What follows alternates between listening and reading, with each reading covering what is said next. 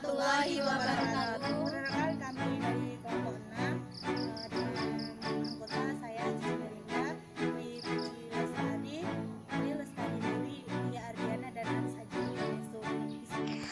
Tanaman putri malu atau disebut dengan Mimosa pudicalis berasal dari Amerika Selatan atau tepatnya dari negara Brazil. Di Brazil, tanaman putri malu ini sudah dikenal sejak tahun 1804. Tanaman ini termasuk ke dalam jenis tanaman liar. Negara Brazil adalah negara yang beriklim panas. Karena negara Indonesia juga memiliki iklim yang hampir sama dengan iklim di mana asal dari tumbuhan ini, yaitu iklim tropis, maka tanaman ini pun dapat tumbuh dengan suburnya di negara Indonesia, di daerah mana saja, baik itu pada tanah yang lembab ataupun pada tanah yang gersang. Sebab tanaman putri malu ini dapat hidup dan berkembang biak tanpa mengenal musim, dan tanaman ini berkembang biak dengan bijinya.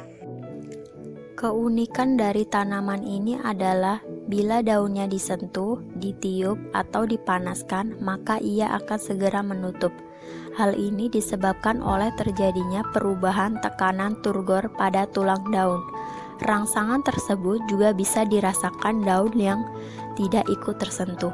Gerakan ini disebut seismonasti, yang dipengaruhi oleh rangsangan sentuhan tikmonasti, yaitu seperti gerakan tikmonasti, daun putri malu yang tidak peduli dari mana arah datangnya sentuhan. Tanaman putri malu menutup daunnya untuk melindungi diri dari hewan pemakan tumbuhan atau herbivora. Berikut detail dari tanaman putri malu, baik dari akar, batang, daun, dan bunga. Baik teman-teman, kita lakukan uji coba yang pertama, yaitu uji coba gerak seismonasti pada tanaman putri malu. Yang pertama, kita melakukan sentuhan secara halus pada tanaman putri malu. Nah, dapat kita lihat daun putri malu akan menutup sedikit atau bahkan tidak bisa menutup sama sekali apabila disentuh secara halus.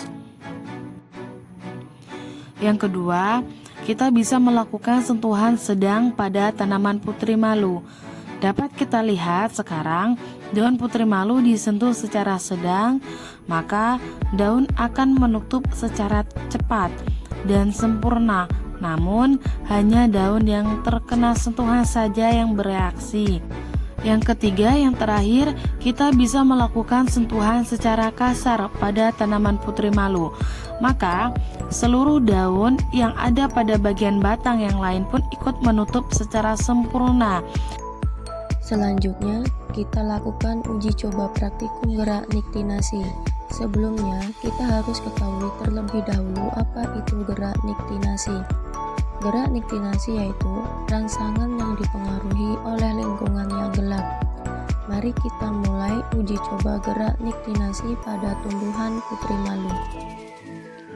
Berikut alat dan bahan yang diperlukan yaitu 2 buah pot dengan tanaman putri malu, kardus, alat tulis, dan stopwatch. Mari kita mulai uji coba gerak niktinasi pada tumbuhan putri malu. Pertama-tama, kita siapkan 2 pot dengan tanaman putri malu, kita beri label A dan B. Putri malu dengan label A kita letakkan di tempat yang terang dan kita diamkan selama 30 menit. Putri malu dengan label B kita tutup dengan kardus dan didiamkan selama 30 menit.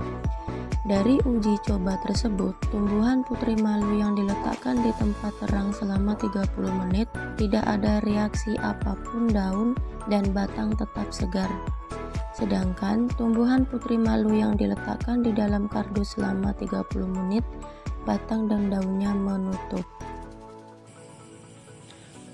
Dari uji coba praktikum tersebut dapat disimpulkan bahwa tumbuhan putri malu yang diletakkan di tempat terang, daun dan batangnya tidak tertutup.